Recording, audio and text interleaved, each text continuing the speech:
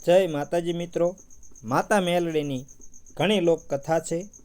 એ પ્રમાણે અલગ અલગ ઉત્પત્તિ જાણવા મળે છે. પણ પ્રથમ જ્યારે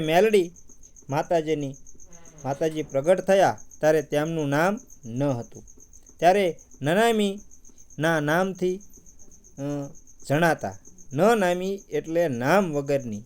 પ્રથમ માં નનામીના નામથી પ્રખ્યાત થયા. ઘણા વર્ષો પહેલાંની વાત છે, જ્યારે દાનવો દેવોની અપાર પૂજા અને ભક્તિ તેમજ તપ કરીને ભગવાન જોડે વરદાન મેળવી શક્તિશાળી વિદ્યાઓ પ્રાપ્ત કરીને પોતાને મહાન સમજતા અને રાક્ષસો બહુ શક્તિશાળી બની જતા અને દેવતાઓને પરેશાન કરી મૂકતા. તેવા સમયમાં દેવતાઓને આદ્યાશક્તિ માતાના શરણમાં આવીને તેમને વિનંતી કરવી પડેલી, આવા દુષ્ટ રાક્ષસોથી અમારી રક્ષા કરો. જગતમાં તમારા જેવી આદ્યાશક્તિ માતા વગર અમારો કોઈ ઉદ્ધાર કરી શકવાનું નથી. જગતમાં તમારાથી કોઈ મોટું નથી. આમ રાક્ષસોનો સંહાર કરવા માટે આદ્યાશક્તિમાં સ્વયં નવદુર્ગાઓ રૂપે આ ધરતીલોકમાં રાક્ષસોનો સંહાર કરવા બધી નવદુર્ગા દેવીઓ ભેગા મળીને દેવતાઓના કહેવા મુજબ પૃથ્વીલોકના મનુષ્યોનો રાક્ષસોના ત્રાસથી રક્ષા કરવા લાગ્યા. જેમાં એક રાક્ષસ દૈત્યના ત્રાસથી છુટકારો આપવા માટે જ્યારે નવદુર્ગા આ દૈત્યોને મારવા માટે ગયા ત્યારે એ દૈત્ય ઘણો શક્તિશાળી હતો, એટલે કે ઘણો એને વરદાન મેળવી લીધેલા હતા. તેણે નવદુર્ગાઓ સાથે ઘણા વર્ષ સુધી યુદ્ધ કર્યું, પણ દૈત્ય મરાતો નહોતો. છેવટે તે રાક્ષસ થાકીને આ દેવીઓથી બચવા માટે ભાગવા માંડ્યો.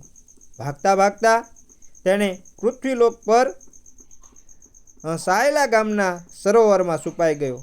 ત્યારે નવદુર્ગા બહેનોએ સરોવરની પાણી પીવા લાગ્યા. ત્યારે આ દૈત્ય સરોવર પાસે એક મરી પડેલી ગાયને જોઈ તેમાં તે છુપાઈને બેસી ગયો. ત્યારે છેવટે નવદુર્ગાએ ભેગા મળી આ અમર્યા દૈત્યને મારવા માટે એક યુક્તિ વિચારી ને એક શક્તિ રૂપે દેવીને પ્રગટ કરવાનું વિચાર્યું. આ સમયે નવદુર્ગા ભેગા મળીને પોતાના શરીરના અંગમાંથી મેલ ઉતારીને એક નાની પૂતળી બનાવી તેમાં પ્રથમ પ્રાણ પૂર્યા અને તેમણે દરેક દેવીઓએ પોતાની શક્તિ પ્રદાન કરી તેમને શક્તિ રૂપે શસ્ત્ર વિદ્યા આપીને આ અમર્યા દૈત્યને મારવા માટે આદેશ આપ્યો.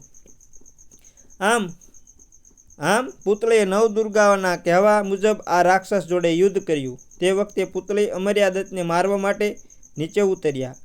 તે એક ગાયના સપમાં છુપાઈને બેઠો હતો. ત્યારે આ પૂતળીએ પોતાની શક્તિ દ્વારા દૈત્યને બહાર કાઢી તેને મારી નાખ્યો. ત્યાર પછી પાછા નવદુર્ગા સમક્ષ આવ્યા. ત્યારે તેમને આ પ્રભાવ જાણવા મળ્યો કે તેઓ કેટલા શક્તિશાળી છે. આમ નવદુર્ગાઓ ભેગા મળીને પોતાના મહેલમાંથી પૂતળી બનાવી અને દરેકે તેમની શક્તિ આપીને જે દેવી પ્રગટ કર્યા અને તેમને પોતે યુદ્ધ કરીને રાક્ષસને મારીને આવ્યા. ત્યારે નવદુર્ગાઓએ પૂછ્યું કે હવે મારે કયું કાર્ય કરવાનું છે. ત્યારે આવા પાપી રાક્ષસને મારીને આવેલ દેવીને જોઈ તેમણે આ દેવીની અવગણના કરી તેમને દૂર જતા રહેવા જણાવ્યું. તે સાંભળી માતાજીને બહુ ખોટું લાગ્યું. તેથી તેઓ પોતાને શુદ્ધ કરવા સ્વયં ભગવાન ભોલેનાથની પાસે ગયા અને તેમણે ભોલેનાથને વિનંતી કરીને સઘળી હકીકત જણાવી કે પોતે એક રાક્ષસનો સંહાર કરીને આવ્યા છે. જેથી તેમણે પોતાના શરીરને શુદ્ધ કરવા માટે ભોલેનાથને જણાવ્યું. એટલે ભોલેનાથે સ્વયં પોતાની જટામાંથી ગંગાજીને પ્રગટ કરીને સીધું માતાજી ઉપર ગંગાજીના શુદ્ધ જળની ધારા વહેવડાવી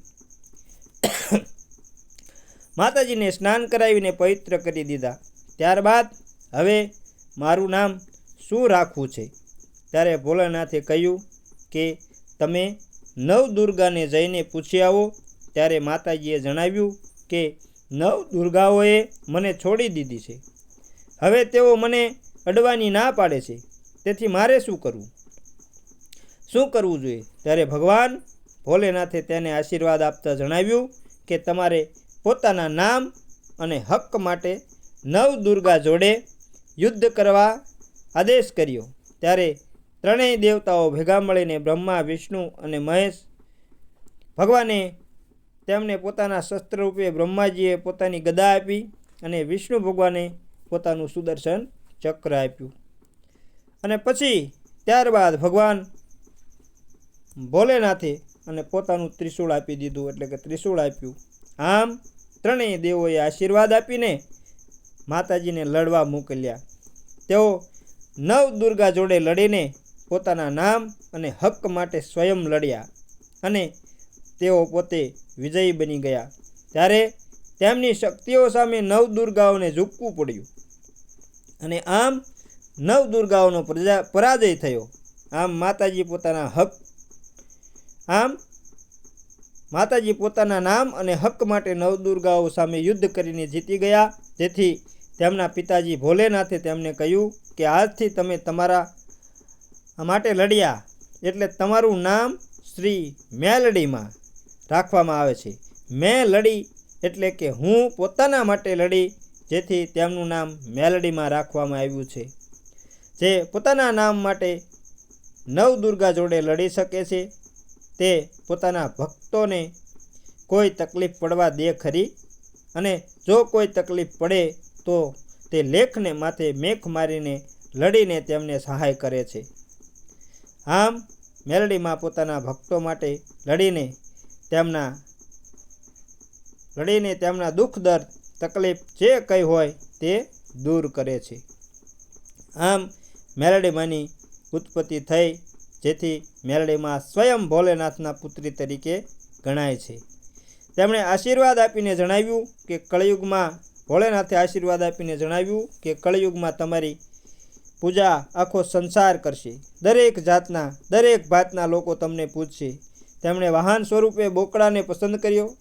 તેના પર સવાર થઈને તમે આખા જગતનો ઉદ્ધાર કરવા પ્રગટ થયા છો. જેથી આખો સંસાર તમારો જય જયકાર કરશે. ઠેર ઠેર તમારી ડેરીઓ, મંદિરો અને મોટા મોટા સ્થાનકો બનશે.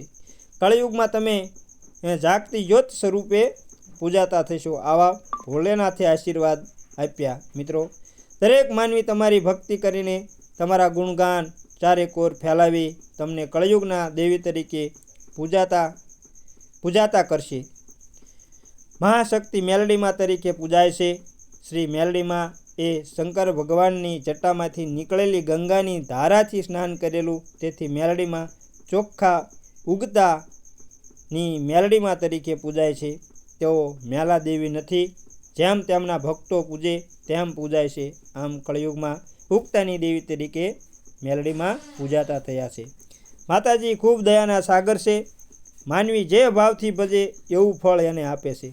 યુદ્ધમાં મેલડીમાંના સમરણથી માની સહાયતાથી ચોક્કસ જીતાય છે, એટલે કે ચોક્કસ એની જીત થાય છે. આમ દરેક કાર્યમાં ભક્તોને સહાય કરે છે. જે ગામની ફરતા કોટ બાંધવામાં આવે છે ત્યાં દરવાજા પાસે એક તરફ કાળ ભૈરવ અને એક તરફ મેલડી માતાની સ્થાપના કરવામાં આવે છે. કાળ ભૈરવ અને મેલડી માતાના ગામનું રક્ષણ કરે છે અને મેલડી માની ચોકી મૂકી કહેવાય છે. વાસના નાકે, ફળિયામાં કે ઘરમાં માની સ્થાપના કરવામાં આવે છે. નાની દેરીમાં માની છબી પધરાવી અથવા નાળિયેરમાં માનું સ્થાપન કરવામાં આવે છે. મેલડી માતાજી અનેક નામે ઓળખાય છે, જેમ કે મુંજપરીની મેલડી, વાણિયાની મેલડી, હજીરાની મેલડી, શેરપરાની મેલડી, મારડાની મેલડી, ઉગતી મેલડી, આથમતી મેલડી, ચોરાની મેલડી, કોઠાની મેલડી, વણઝારાની મેલડી, વાઘરીની મેલડી, મડાખાવ મેલડી, આવા અનેક નામે માતાજી પ્રસિદ્ધ થયા છે. હજુ તો આ અડધા જ નામ છે. આમ માતાજીએ જેમને પરચો આપ્યા છે તે જગ્યાએ માતાજી આ રીતે અલગ અલગ નામે પ્રસિદ્ધ થયા છે. આ ઇતિહાસમાં કોઈ ભૂલચૂક હોય અથવા આ સિવાય કોઈ પણ વધારાની માહિતી તમારી પાસે હોય તો અમને મેસેજમાં મોકલી આપશો. અને તેને અહીં અમે રજૂ કરીશું. તો મિત્રો, અમારી વાર્તા સારી લાગી હોય તો લાઈક અને શેર જરૂર કરજો અને કોમેન્ટમાં તો જય માતાજીને લખવાનું ભૂલતા જ નહીં. અને જો ચેનલ પર નવા હોય તો હું તમને એક વિનંતી કરું છું, એક અનુરોધ કરું છું કે અમારી ચેનલને સબસ્ક્રાઈબ જરૂરથી કરી લેજો અને સાથે સાથે બેલ આઇકનને પણ દબાવી દેજો, જેથી કરી અમારી ચેનલનું નોટિફિકેશન સૌથી પહેલાં તમને મળે અને તમને અમે આવી નવી અને રસપ્રદ વાર્તાઓ પીરસતા રહીએ. તો જય માતાજી મિત્રો.